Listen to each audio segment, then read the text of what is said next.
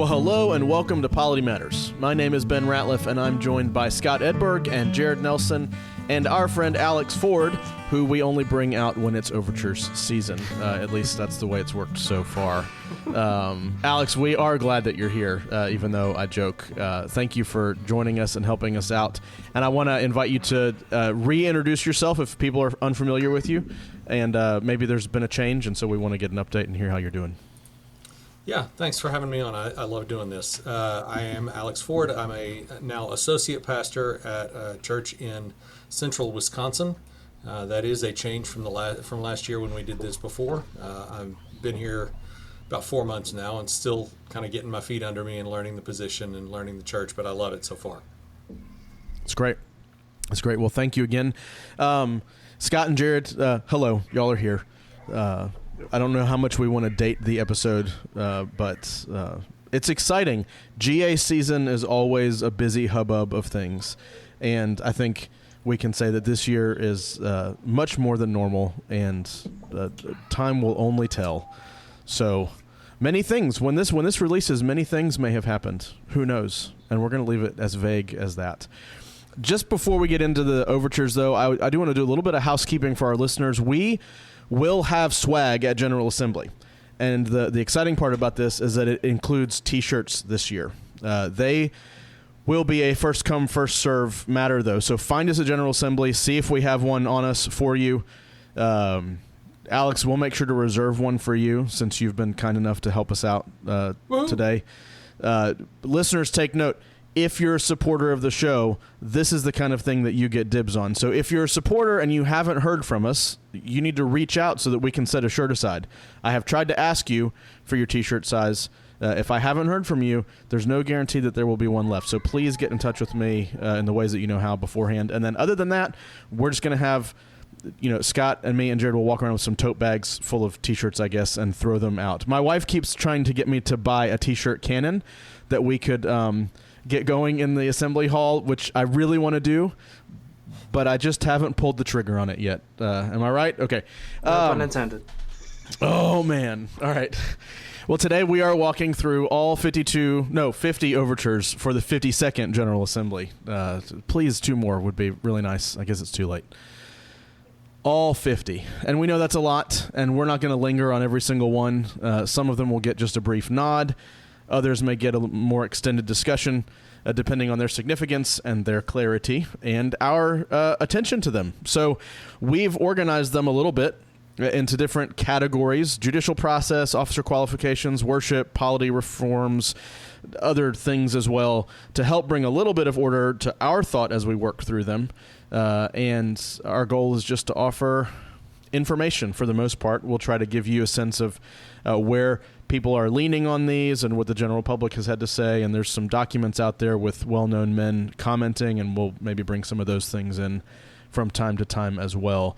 I will try to do the best I can in the chapter notations of this episode to identify where we talk about certain things. So if you are looking for a particular overture you want to hear about, look in the chapter markers, and you can probably jump to it wherever we deal with it.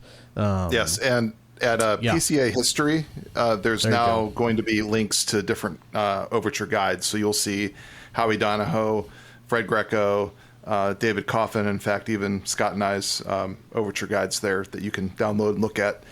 Theirs have more opinions on the way that they're going to vote. Ours is more informational. Let's start working through some of these overtures on judicial process and discipline. The ones we've got here in front of us are 1, 14, 15, 16, 31, 32, 37, 38, 39, 40. Let's just talk about Overture 1. It's an amendment to BCO 32 having to deal with court investigations when charges are filed. Can one of you guys kind of give us a sense of it?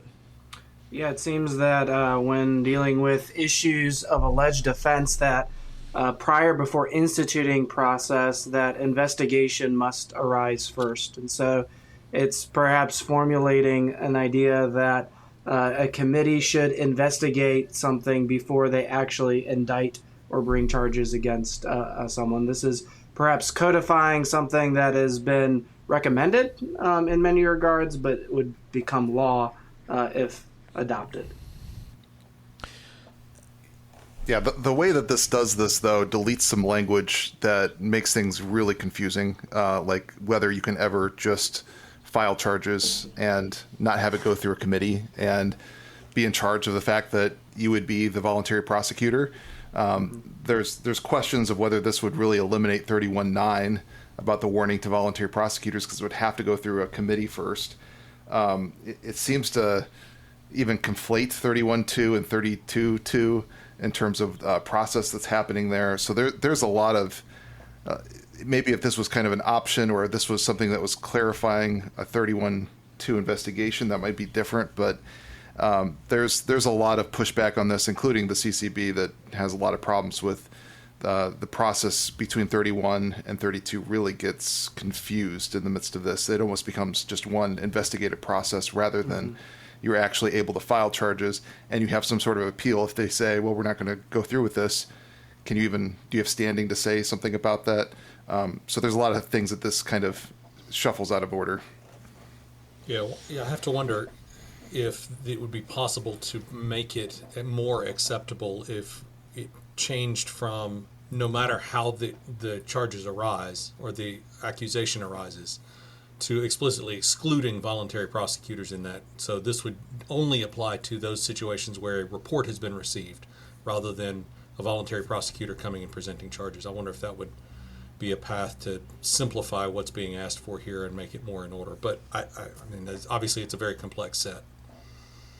Yeah. Okay. Well, this is all new. Last year we had a very set plan. This year we're just flying around. So I'm going to let us talk until we talk, and then we're going to keep going. So, I mean, to be fair, the plan last year kind of went out the window in the first overture we talked about, but it's cool. Thank you for that reminder. We're just here to trash on all the overtures. That's what we're here to do this year. Well, number 14 is an amendment to BCO 38, specifying court options when interacting with an offending party. It's did I get that right? Yeah, 14. Oh, yeah. So my problem was I scrolled to Overture 2 and was talking about Overture 14. We are talking about Overture 14, and somebody else is going to jump in now while I find my place in my PDF. Well, this seems to designate that the moderator is the person that is interacting with somebody and communicating things, which I think in some ways would be fine, although sometimes the moderator is one of the least involved people, so it may not be the most informed person to do this. So the court already has the option to do this. I think specifying it just to the moderator may have some pushback of, are you really limiting them on, well, can't we just appoint somebody else, say the clerk, who may know more, or somebody that is more familiar with the situation to do this. So it specifies something you can already do, which is to have the moderator interact with them, but then says it's just them, which, if you're limiting the courts, a lot of times you get pushback on that. The rationale of the overture seems to indicate their belief, and I could be wrong, I don't want to impugn motives or anything, but it seems to indicate their belief that this is not already allowed, that the court itself, as a court acting as a whole, has to do all of these steps. And so they're trying to simplify and allow the court to designate somebody. But as I read it, that's already allowed. So making this overture redundant and not necessary. I mean, redundancy has never kept us from putting stuff in the book before, right? So fair point. Yeah. To be fair on that, it does say the moderator of the court or his designee in the amendment. And so it just strikes out court in the provision and replaces it with moderator of the court or his designee. And so it seems to try to be clarifying what is meant by court. Maybe there's a confusion that the whole court has to author it, I guess. But I don't know. I think it's not the most. It's kind of. I don't really have an opinion either way. I think we could pass it or not, and I'd still live well. I don't know who I talked to this year that basically said something about all of the overtures, that they could all pass or all fail, and it wouldn't change a lot of their life. You're gonna hear me say that a lot often in this. We could pass or fail. It is. I got smaller fish to fry. Overture 15 is coming from a presbytery that is that doesn't exist. I'm sure that Guy Waters will be really glad with the Commissioner Handbook saying this overture is from Mississippi Valley Presbytery, when in fact it is more likely from the Presbytery of Mississippi Valley. Something we got corrected on a lot when we were coming up as interns in said presbytery. According to the Commissioner's Handbook, it seeks to amend BCO 36 to add language for the administration of definite suspension from office. We've recently gone through BCO 36 on our show, and we've talked about this, how there's clear instructions for how to administer certain censures, and this one was lacking some clarity and some instruction, and so this seeks to add to bring it into conformity to the rest of the chapter. But y'all may have more thoughts. It seems like it's fine, I guess. It doesn't address the real failing of definite suspension, which is that the only category allowed for definite suspension is the passage of time. Any number of times presbyteries have tried to use different markers, use different, you need to go to counseling or something like that, and that's just not allowed. The only removal of definite suspension is when the time has passed, the presbytery shall remove the suspension, and this doesn't address that at all. Well, yeah, and perhaps that's why, I'm thinking of when do you use definite or indefinite? If you're requesting someone to do counseling, that's probably an indefinite suspension until they complete that. Whereas definite is almost when someone's repentant, right? Like they're repentant of their sin, and so here's your sentence, 6 months off, and then you can come back. That's the consequence. And so it seems like definite suspension, from my understanding, is more used when the person's repentant and resolved. Or when there's a spider. And Scott is gone. All right. Well, this is really giving language to say, I think, is part of what this is doing, and it seems to be helpful. All the people who've written guides say affirmative, but maybe you want to change the date on which the suspension would be done. That might be a helpful addition there. This isn't really controversial. This is, hey, is this helpful? And if it is, I think it's going to pass.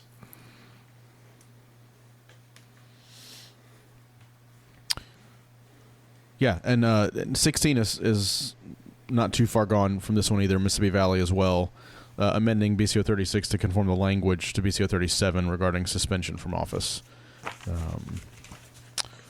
It brings language and procedure to more into harmony with 37.3. I mean, yeah, this is almost like just language typo, conformity things. This is not going to be debated very long, probably in Overtures. This was somebody who was doing their devotions in the BCO and noticed this. They were reading it rather deeply, came across discrepancies. Okay. Well, next down on our list is 31. So listeners will give you time to scroll down your PDF or to turn the page. Does anybody print the Commissioner's Handbook anymore? I know some guys that did it a couple years ago, but no takers. Okay. The 3-inch 3-ring binder. 3-ring binder, yeah. Yeah. So Overture 31 from Houston Metro, amending BCO 31 to require vote of the entire court to suspend an officer's official functions during process. So it's adding some lines there in 3110, and they've got some rationale down there. I like the way these overtures are written, where they kind of just tell you what they want to do, and then they have the rationale at the bottom. It's a little less traditional, but is very helpful. What do you guys think of Overture 31? I think it's a good idea. I appreciated Howie's suggested amendment, where instead of requiring in all cases the entire court, you could also, if there's a commission handling the process, you could have a unanimous vote of the commission would also be sufficient. So it has that higher bar for a commission rather than having to convene the whole court.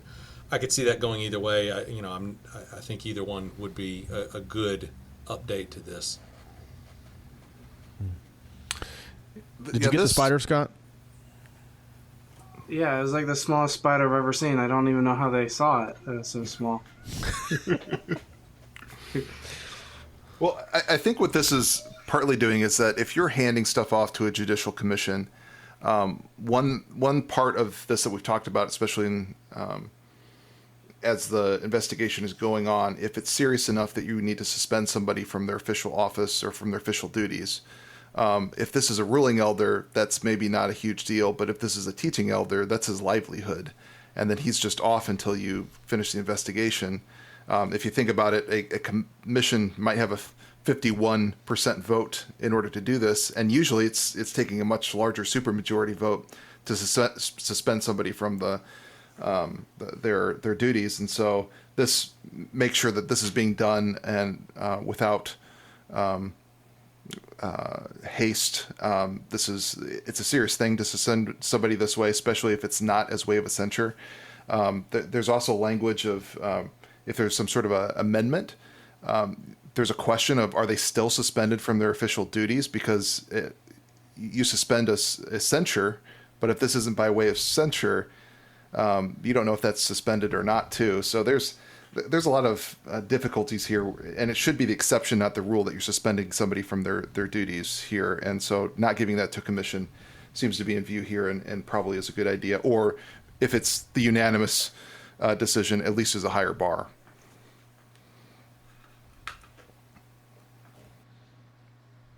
All right. Well, as we're going, I'm realizing that some of my notes are all jumbled up. Somehow my copying and pasting in the process have gotten them all messed up. So I'm just looking at straight overtures now. I'm just going straight from the source. So overture, where are we? 32? Is that still? Yeah, we're still in this right list. Okay, so my list is correct. Again, another one from Houston Metro that seeks to add an entire paragraph to BCO Chapter 36 to provide for the elevation of a censure without an entirely new trial.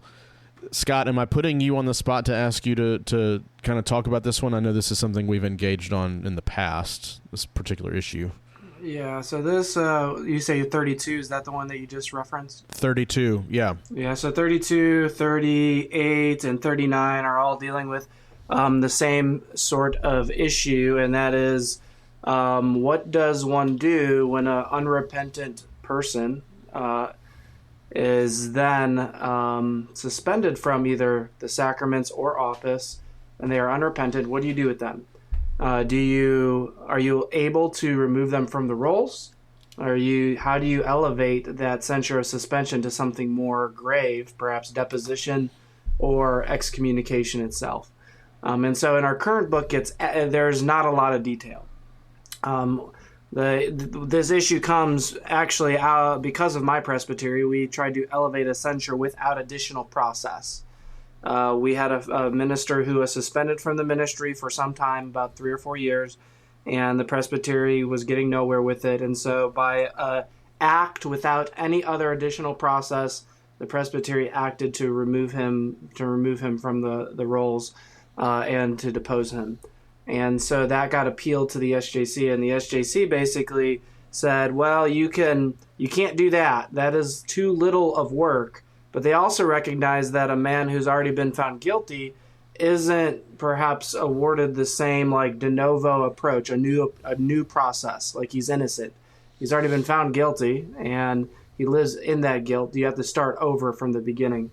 The SJC in their report to us last year was, no, you don't have to do a whole case. And so that's the spectrum. A whole new case or by just administrative act. The SJC argued you have to do something in the middle.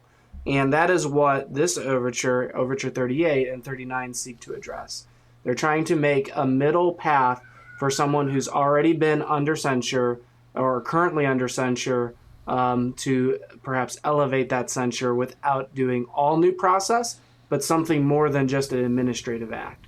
And so I would say out of all the overtures on this list, some combination of 32, 38, and 39 is good innovation for our polity. Tipping my hand. Yeah, well, and just to refer, since you're making reference to it, 38 and 39 are both out of Seal, out of Southeast Alabama. So if folks want to refer down to those. Jared, Alex, y'all have any thoughts here on these these three kind of together? I agree with Scott. Well, I think it's hard to talk too much about the details because CCB says there's some ambiguous parts and some things that are going to need to be fixed. If they're going to do something, they're going to have to consider all these together. So what we're talking about is probably not what's going to come out of Overtures. If they do take some time on this, they're going to get something that's some sort of combination of those things. It's just good to know that as a church, you may be dealing with something like this where you're going from a indefinite suspension from the table, and then eventually you're going to have to figure out, okay, they're not coming back, they're contumacious. Now how do we handle this? And if you don't use due process, you might get pinged and it's coming back. This will help you with what it is you're supposed to do that's not a whole new trial, but isn't just a motion that you make. So this will affect people, and it'll be interesting to see the details of what comes out of Overtures on this. What's interesting about this overture, and we are when this was appealed to the SJC, in some ways we thought we had it because we found evidence of what we did in a prior SJC case and from 2002, and so we're like, precedent is on our side, and so he basically lifted the argument from that SJC case that the SJC made and then laid it into this issue. And so then the SJC came back to us and said the prior SJC had erred in its reasoning. and so like our entire case was just like kind of upended. And I think that's probably why we have amendments, is because, okay, it's ambiguous enough that prior SJCs have erred according to the current SJC. And so if that's the case, we probably need to clarify how to do process after process.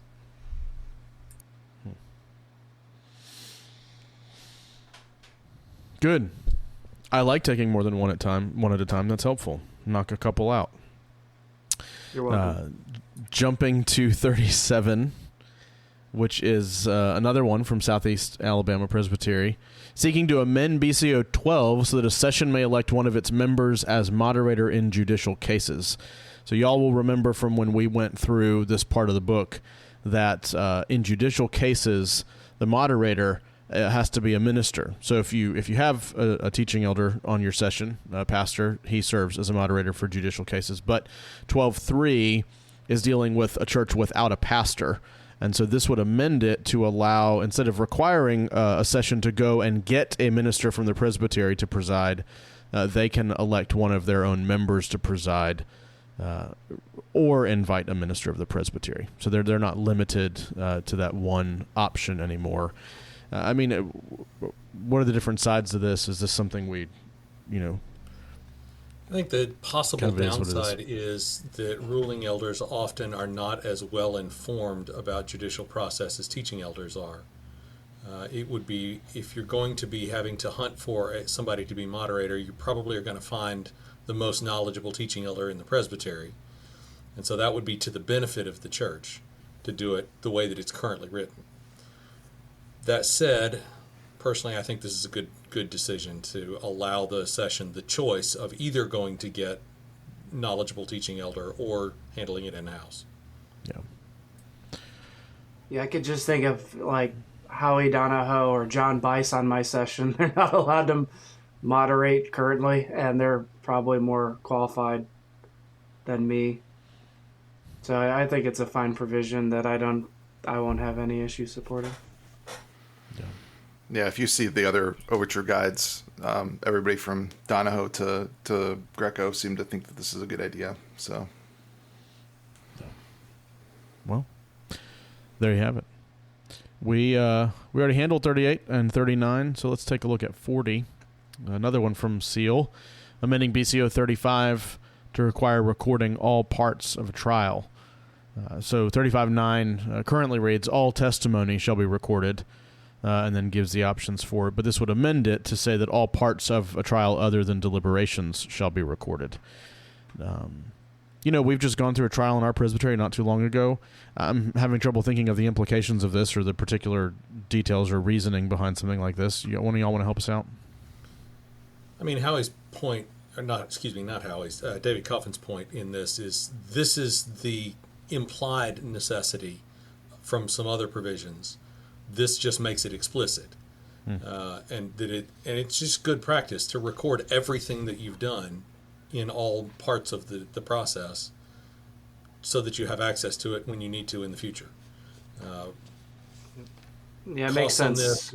Transcriptions have gone. Cost of transcription has gone down significantly. Mm-hmm. Difficulty has gone down significantly since even 15 years ago, to say nothing of 40 years ago. So I don't see a reason that this should be opposed by anybody. It does imply that there's more work for the. Oh, sorry.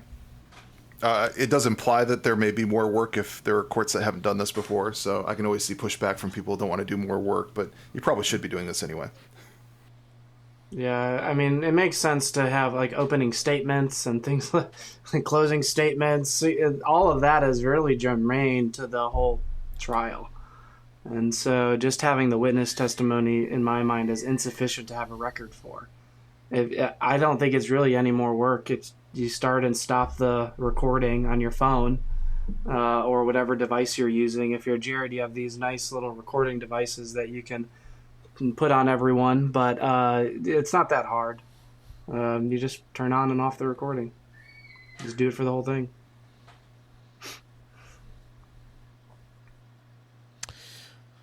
Well, that, at least the way we've categorized them, that was most of the overtures, or all the overtures, fitting into something that resembles clarifying or reforming procedure in matters of process and discipline. Now we're going to look at a couple that have to do with original jurisdiction and presbytery oversight. The first one being Overture 7 from Missouri Presbytery, amending BCO 34 regarding advisors and original jurisdiction and process against a TE. This adds quite a bit of language to 34.1 to basically here. Let me just to help us out. It would turn 34.1 to this to say that process against the minister shall be entered before the presbytery of which he is a member, and may include teaching or ruling elders from other presbyteries as non-voting advisors. And then adds another clause. However, if at least 5 other presbyteries believe that the presbytery of original jurisdiction has failed to uphold the Constitution, and if they can cite specific portions of the Constitution that they may have violated, they may jointly request the GA to assume original jurisdiction, and the GA shall do so. So we've seen things like this in the past. We've seen these types of processes been tried to be employed in the recent past. So there's obviously some context for this particular provision that they're trying to add. It seems like a lot to me, the 5, but what do you guys think? I think this question needs to be divided. There are 2 very different changes that are being made. One is good, and I think everybody would agree with. That's the adding advisors. I think that would pass easily if it was sitting on by itself. Changes to original jurisdiction, that's got much higher bar to clear to be able to do this. 5 is probably about right, based on my previous experience trying to get something like this passed. 5 is difficult but not impossible. That said, the standards that they, where they're trying to fix that language of refuses to act and what does that mean, the standard that they've put here remains unclear and is, I think I understand what they were trying for, but it's a hot mess. Yeah, it's this was tried before with changing fails to act to fails to indict, or language that was similar. This is if something violates the Constitution, which is not clear exactly what that means. So that part of it probably is not going to go anywhere, especially since they're only changing 34.1 and not 33.1, which is the parallel language. But if you eliminate that, then if you're just going for the first part of that, which is the non-voting members, that may have more traction there. But again, with Alex, like there's 2 things that this is trying to do. It's kind of odd they did it at one overture. Yeah, that's good. One ambiguity for another ambiguity. Yeah, we probably need to wait till we're not in a time of controversy to amend this section. Or there needs to be enough peace in the church where this the underlying issue isn't like we need to get someone, and so we need a 5-year peace. That this should never be amended. Well, yeah. At this rate, can we not have a controversy? It's almost GA. Where's our controversy? Maybe our children can amend these sections of the BCO one day. One day. For greener pastures in the PCA. Help me think through this just for a second as I'm reading it. There's really nothing excluding other teaching or ruling elders from other presbyteries to be involved in advisory capacities, right? I mean, this would be more of an encouragement to consider that in certain circumstances, because there's nothing to say a presbytery can't allow an elder to come be a part of deliberations if they want to, and of course he can't vote because he's not explicit. Like right now, it's okay. You can do that, and there's nothing to stop you necessarily, but it's not an explicit. It'd be a good idea to get some advisors to give you advice and consent, whatever, not consent, but advice on how to do it. It kind of reminds me of last year when there was that overture on getting like outside third-party counsel from like other institutions. It's kind of in that realm. It's like, we all know this. Is it necessary for the BCO to specify that we know this? Or is it something that is fine just how it is? The Assembly last year said that, yeah, you have the opportunity, but it doesn't need to be in our BCO. And so I wonder if that would be almost the same advice for this one as well. I do think across the board we see that most, well, I don't know what category of word I would choose there, most or many or only a few elders ruling or teaching have trouble with the BCO a lot of the time. And so having, to Alex's point, having this written in so that it is a thought that would occur to the individual helping lead this portion is not a bad idea. Anyway. Maybe we should have a BCO for Dummies book that we attach to the side of everything. That don't forget, you can ask other people questions about things. All right. That was 7, now 23 from Pacific Northwest. Amend BCO 41 to allow supplemental judges for a session trial. This adds 2 whole subpoints to 41.3. And Jared, what do you think? Can you help us understand what this is doing? Well, this would permit judges from a higher court to aid in the lower court's trial, which seems to be coming from something. It seems like a lot of people in the SJC are interested in seeing something like this happen. I do wonder, like, if you're bringing in judges that are not originally part of that court, if there's some complications that you're not seeing there, whether it would be, yes, they're a little bit more dispassionate, but also if it gets appealed, I don't know if they've completely thought through, does that cut off a lane for appeal, in that you have a lot of the judges on the next court up that are already there and so have already heard it. That it's not in conflict with anything. CCB has said that's fine, but does it? And I'm sorry, I just don't remember. Does it include language for if there's an appeal, then those who sat as judges at the initial level are disqualified from sitting as judges in the appeal? No, because I don't think the people that were in the original court anyway would be. So, right, but this would then add people that aren't members of that court but are functioning as members of that court. So I wonder if there needs to be something specified there. I mean, I would like to think that men would know that they need to recuse themselves automatically, but I think we've seen that men don't always know the things that I think they should. Get to serve as a judge during the trial and then get to serve as a judge during the appeal as well. I mean, how fantastic. Like, yeah, it does make you think, though, if this is employed a lot in a presbytery, if there's just a group of elders that go around that are always judging things, that might complicate things. So there might be some unintended consequences here. We're trying to figure out what's wrong with it. I think there are some pluses there. If you just have a session that has like 1 or 2 elders, they need some help in some way on this. So, yeah. Plenty of elders go around just judging things already. So, for some of them, it would be second nature to jump in on these things. I think none of us, of course, none of us. Yes, but yeah. Okay. Those were a couple things on oversight, jurisdiction. Move into a couple that have to do with examinations and differences and exceptions. So starting first with Overture 8, from Nashville Presbytery seeks to amend BCO 24 to require ruling elders and deacons to state confessional differences. So it adds a whole, it adds a whole bunch down here to BCO 24 1. It adds 2 paragraphs to it.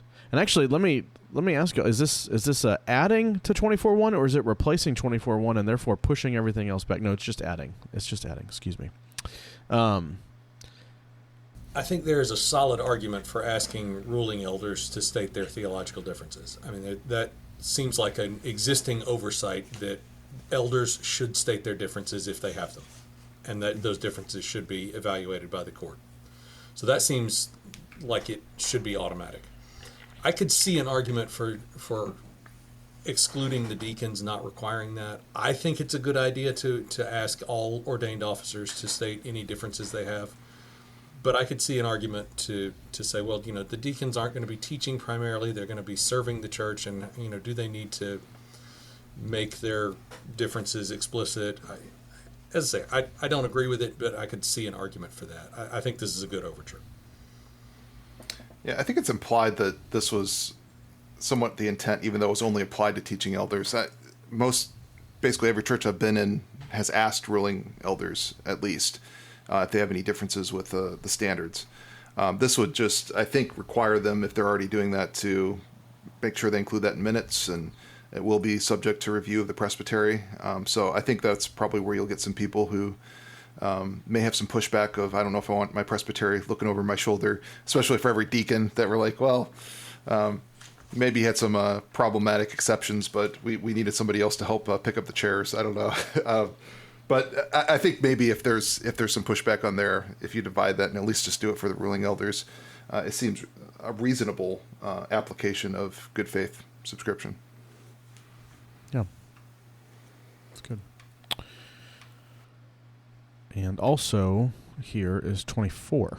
So from Evangel, amending BCO 24. It's always helpful when the number of the overture corresponds to the number of the chapter that they want to change. BCO 24, amending it to clarify a session's role in examining officer nominees. So simply adds down here, notwithstanding the above, the session may render a decision on Christian experience at any point in the process, and based on that decision may judge the nominee, whether previously ordained or not, ineligible for that election. So they're basically, I mean, y'all correct me if I'm wrong, it's instead of just determining if he's eligible for ordination, it's making it a matter of eligible for election, whether he's ordained to that office already or not. But y'all I thought it was interesting what else? that Elder Donahoe and Dr. Coffin disagreed on this. Howie seemed to say, if I'm remembering right, he seemed to say that this seemed like a good idea or not necessary because it was already allowed. Whereas Dr. Coffin was like, this is unacceptable. It's discipline without process, barring a man from office without, who's already been elected and ordained. And so there's some confusion or some disagreement there, obviously, that I don't think I've got a good enough handle on exactly what's happening here. From my reading of the existing provisions of the BCO, it seems like this is already something that sessions can do, as they have the authority to select or to approve or disapprove those who have been nominated from standing for election. But again, maybe I haven't been reading closely enough. I mean, my first thought in this is that, the BCO, while we have a lot of churches that have rotating officer, boards, elders, and deacons, the BCO doesn't assume that you're going to be rotating. It sort of assumes you're ordained. So my first thought is that this nominee who's previously ordained is probably not been an officer in the church that this is dealing with, at least in a very general sense. I mean, there are obviously going to be exceptions. And so guys come to a new church. He was an elder in a previous church. He's still an elder. He's just not been elected to serve on the session of the church he's a member of now.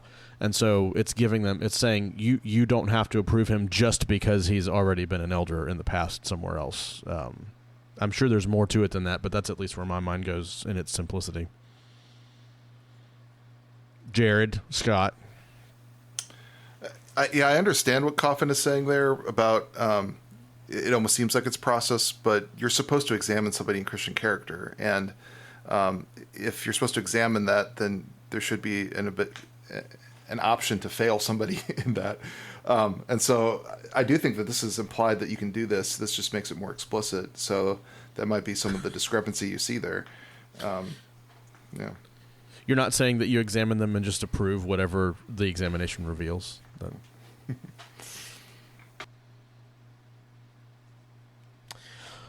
How exciting. We're not here to tell you how to vote, folks. We're just telling you that you can. Okay, 13. We're going to talk about some things having to do with voting and standing. 13 is from Great Lakes, seeking to amend BCO 25 to specify that only members in good standing may vote. It changes BCO 25-1 to say the congregation consists of all the commuting members of a particular church, and only members in good and regular standing are entitled to vote. This is not a solution searching for a problem, I promise. This solution here is just, I get the consistency idea, but I think it's already presupposed. I could see us voting it up without talking about it or just sending it back. There's not a lot that's substantively changed. I don't think this overture really substantively changes anything. I could be wrong. I mean, we don't have a censure that removes the ability to vote, do we? Mm. So maybe this does need to be specified. Yeah, there's CCB does have some questions about some language in 25.7 and 25.11. So it's not exactly clear. I think everybody that's written a guide on this doesn't like this for some reason. It seems only like clarifying, but maybe there's some people that see some things there that, at least sending it back or clarifying it in overtures might be helpful. I mean, if it was specifying an age for voting, that would be a whole different matter, right? I mean, okay, well, we can talk about that later. All right. We're not talking about that, this GA. What are you talking about? Okay, sorry. The segue. All right, on to 22. So let me get it in front of me. Sorry. 22, also from Pacific Northwest, amend BCO 20 and 24 and 25 to clarify regular standing regarding minimum voting age. Not me. Who wants to jump on this and kind of tell us what's going on? There's a lot here. Is this a long one? Oh, yeah, this is a long one. Yeah, Pacific Northwest obviously did a lot of historical work explaining the difference between good standing and regular standing. And based on that, they've made an argument. I think it's fundamentally creating a third class of member, and as such, is a terrible idea. Yeah, I appreciate your candor. That's good. I'm supposed to be more measured, and I apologize. He said terrible. Uh-oh, guys. I think it creates not just the problem of multiple, second-class citizens within the membership of the church, which is a problem sufficient to kill it by itself, but it also unintentionally, I'm sure, says that voting is more important than participating in the sacraments. That it is of less. I'm trying to think of the word. It is of less significance, of less value to participate in the sacraments because we allow younger children who are less capable of articulating things to be able to do that, but we can't let them vote. That's a problem. That starts to run into being a theological problem, not a polity problem. I understand the provisions that we have for, if your state doesn't allow children younger than a certain age to vote, fine, you have to comply with that. I get that. That's a, Romans 13 submission to the authorities. I get it. But this is us saying, you as a church can decide that this child under a certain age can come to the table but cannot vote. And all of that is unacceptable, regardless of what the historical practice has been. Yeah, there's other places in the BCO that talk about you have all rights once you are admitted to the table. 24.3. This would be, okay, the session can set a time. There's no time that's specified here, and people pointed that out, 18, 25, 30. The Overtures Committee could also amend it to say, okay, 18, no later than 18. But it would be the first setting of an arbitrary date, because, 18 is somewhat arbitrary. It's not even the standard in all civilizations. 17, 16, 13 was when you were an adult in, Jewish culture. And in fact, the only other time that age is mentioned really in regards to membership is 57.2. The time when young persons come to understand the gospel cannot be precisely fixed. But then this would precisely fix when you can vote for officers. I think something interesting here too is, Scott, didn't you become an officer before you were 18? And so then you could become an officer before you could vote, because it doesn't specify that you have to have a minimum age in order to be like a deacon or something. So I was a deacon at like 18 or 19. I wasn't that young. I could vote. I could not drink. I could vote and smoke and die for my country, and be an officer. But I couldn't drink. That was. Scott, it was always you're sad. 18? We would have. Man. Yeah, I know. I'm still 18. It just never ends. That's why I grew this this Spurgeon beard thing going on, so that I look a little older than 18. My favorite thing, by the way, is that AI always takes Scott's facial hair off if I'm ever trying to do something with an image of him. It knows. It just knows. It knows that I'm Spurgeonous. It's always missing everything here. I like button chopping or something. Well, we should steel man this a bit. The arguments that are going to be for this are going to be, what if you have somebody that you think that they have an understanding of the gospel, but you don't want them voting yet? And I think everybody's had that with kids that have come to the table, and if they're, even if they're 10 or 11, you're like, I don't know if you know this guy well enough to be voting for them as an officer. The question is, what's the principle that we're using to limit voting? Here it's age. Is age anything different than, say, household voting, things like that? The principle right now is if you come to the table, you're part of the society. Preliminary Principle 6, you're voting for the people who are representing that. This has a new principle that's introduced that's an arbitrary age. And so then the question then becomes why? Why this arbitrary age? And what Alex had mentioned too. Now there's communing, non-communing members, and communing but not voting members. So now you have 3 different categories that you're keeping track of. And what do you do with someone who has the physical age of 18 plus, but a mental age of, 6 or 8, old enough, able to profess faith in a manner that is appropriate to their ability? They're physically old enough, so you wouldn't be able to bar them because they've passed the physical age. But this creates way more problems than it solves. Yeah. Even just anecdotally, my daughters, my oldest will be 7 this year. There's 3 more underneath her. They all are pretty good at discerning people. Kids know, somebody's on board if they're, they love them, they're interacting with them, they're of good character, and then they recognize creeps. You go to Walmart and the girls, they steer away from certain people because they get it, right? There's more discernment, I think, than we realize. Not that that's an argument for or against this necessarily, but just the arbitrariness of it all is up there. Scott went to kill another spider. Y'all okay on this? You want to say any more? Content? All right. Let's talk about calls and classifications of a few different things, starting with Overture 10 out of Central Florida, amending BCO 22 to affirm the consent of the governed regarding assistant pastors. Now, listeners will know this is an issue that we have trouble with. We don't really ever talk about assistant pastors, and so we have to wade into this a little bit and figure out exactly what we think. But let me find the addition here. 22.3 would be adding quite a bit. The session may call an assistant pastor only to serve for a definite period not exceeding 5 years. Should the session wish to renew the assistant pastor's call beyond 5 years, it shall call a congregational meeting to seek the consent of the governed in support of his continued ministry. In this case, congregational consent shall be indicated by a 3/4 majority vote.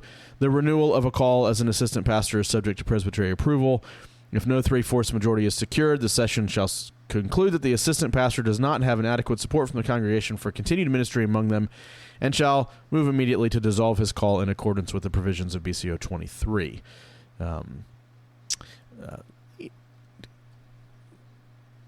Scott, what do you think? What I think is that you should vote this down. It actually starts the right conversation. Do you know what we're talking about? Okay. It starts the right conversation, but I think this hurts assistant pastors. For a long time, assistant pastors, you might be on a large staff, and now you are made a referendum that needs a super majority. I get that you want to help assistants. I just think this solution actually harms assistants, and it makes them vulnerable. It actually makes their position more vulnerable than necessary. Whether you like assistant pastors or are against the idea, this is not the solution. Maybe to start the conversation, I appreciate it for that, but this would be disastrous, I would think, for our denomination. That's my personal thought. Yeah, I agree. I want this voted down, but not because I dislike the idea of the governed being offering their consent to that governance. I don't think we should have assistant pastors at all. I mean, I think that's a terrible idea and needed to go away. I understand how we got there, but I'm with Scott. This will start the right conversation, but this is the wrong solution to that conversation. Yeah, it's not what this is proposing, but some sort of an affirmation from the congregation at the beginning of an assistant's tenure would be good. Although, you just attach that to their call, and then you have an associate pastor. But yeah, it's an interesting conversation. So I applaud Central Florida for starting it.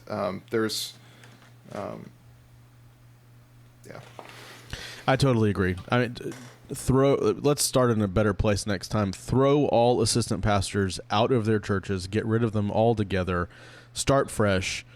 Much you gotta grandfather better approach. them, Yeah, that's the thing. There is already a grandfathered clause, interestingly enough, when it comes to voting of elder emeritus on a session after a certain date. So there's a precedent already for something like this. It would be, I think, fairly easy to write a provision that would do exactly what we're looking for. Yeah. It has to be like one of those government mandates, like by the year 2045. We will have phased assistant pastors out. Oh, man. On to 30. That's what I have next in front of me. From Houston Metro. Boy, this one was sent to everybody. That's the first thing I noticed. Alex, did you hold some fingers up? It froze for a second. I couldn't see what was going on. Yeah, we skipped over 25 on our list, but it's fine. We'll come back to it. Oh, no, I've got that one next. I don't know why I have them out of order, but let's do 25 then. 25 from Northwest Georgia. Amends BCO 46 to add a class of associate membership for honorably retired TEs. Teaching elder, this is the additional language. A teaching elder in this church that is honorably retired may continue to hold the membership with and are accountable to their presbytery, and associate membership may be approved by both the presbytery and the session. Every honorably retired TE shall be a member of presbytery and have communicant fellowship in any PCA or NAPARC church. His presbytery may request a session to exercise pastoral care over him in its behalf. Honorably retired TEs may only vote at presbytery or general assembly.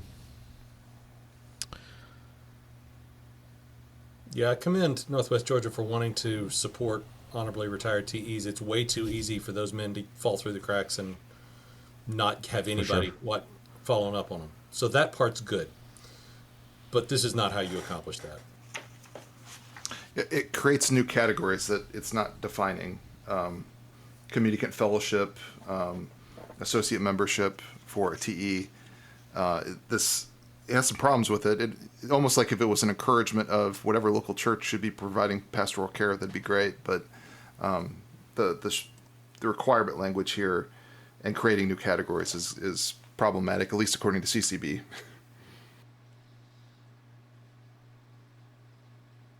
Yeah, I'm with you guys.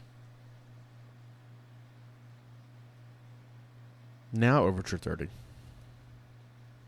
I apologize for trying to go out of order. I'm sure that bothered people. So thank you, Alex, for being here to keep me in line.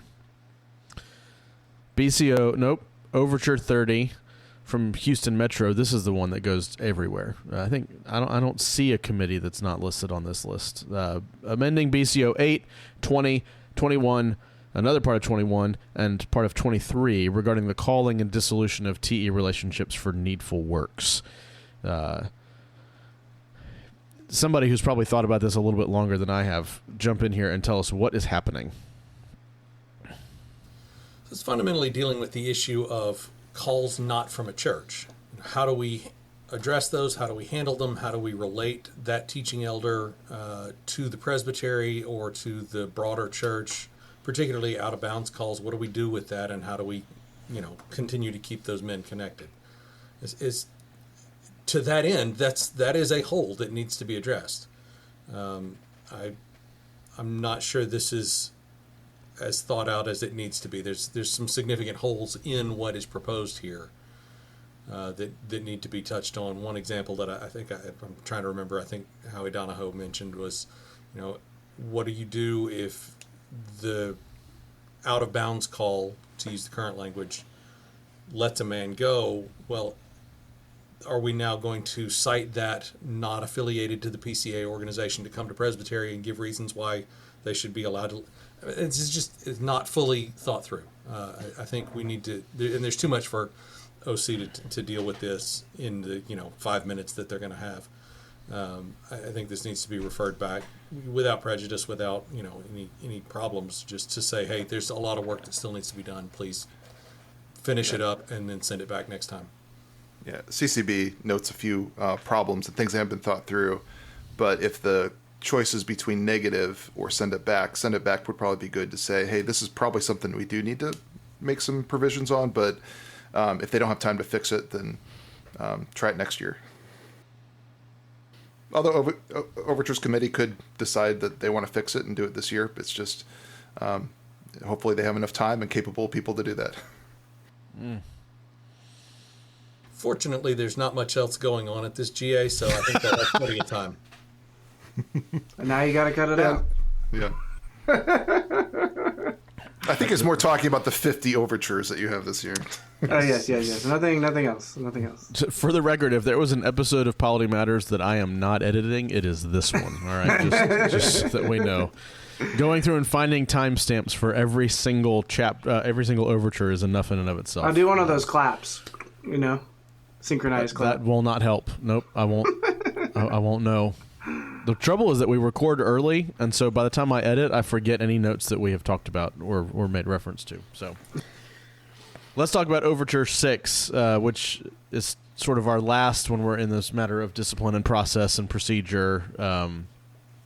Overture 6 from Rocky Mountain seeks to amend BCO 18 to allow flexibility on applications to come under care. So just to give everybody where we're at, the current language, I guess it's not so much a rule. I guess it is a rule currently. Every applicant must file his application with the clerk of the presbytery at least 1 month before the meeting of the presbytery. So if you're going to become a candidate, you've got a timeline when you file your paperwork. Want to change it to say that every applicant should file his application 1 month before, and adds a parenthetical unless a presbytery has a different stated application deadline. Was Rocky Mountain just bored and they wanted to send something? I mean, what's the deal? Y'all help me out. I go two ways on this. One, I see this as somewhat like, if you're going to be a minister of the gospel, get your paperwork in. That's like part of my heart. The second part of my heart is, why do we need a provision for this anyway? Can a presbytery just do this in their own standing rules? Do we need a constitutional provision? And so I'm okay with striking the provision altogether or keeping it the same. I don't think we need to amend. That's my hot take. Listeners, you'll be surprised at how strong of an objection Jared has to Scott's argument. He is just 100% on the other side of this matter.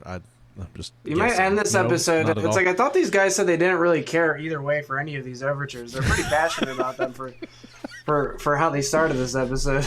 Well, this one's a good example. I really could not care if this pastor failed. Like that, I'm so ambiguous and ambivalent about this particular. All the Presbyterians in the PCA are going to hate us because of how unconsequential we're talking about all these overtures. They're going to be like, man, those guys have no reverence. Guys, just don't come to GA this year. That's all we're saying. It's not worth it. None of this is worth debating. If you're on a COC, please show up. But after that, okay, I'll take the other side just for the fun of it. I think putting it as should, it does give a good deadline. But if you do it 29 days ahead of time, and the presbytery is like, okay, what are we going to do? Do a called meeting for the next day? Like, I understand this is what you should be doing, but allowing the presbytery to have some flexibility. I bet that's where this came from. I bet somebody submitted their application 29 days before the presbytery. And that's just when the session met and all these different things. And so I get it. So I could be for this. Our standing rules untimely. He's untimely. That's what you're learning. An untimely man. We have rules in our presbytery for when committee reports are due, which necessarily include this kind of paperwork. And so I forget exactly the numbers we have, but it would meet the original of 18.2. Yeah, you've just convinced me. We should just remove the provision altogether. I think this is a better thing we can leave to presbyteries. Then they could suspend their own rules if they want to. What if we just got rid of candidates but kept assistants? True. I mean, with that, that's not going to work. Okay. Interns. I don't know.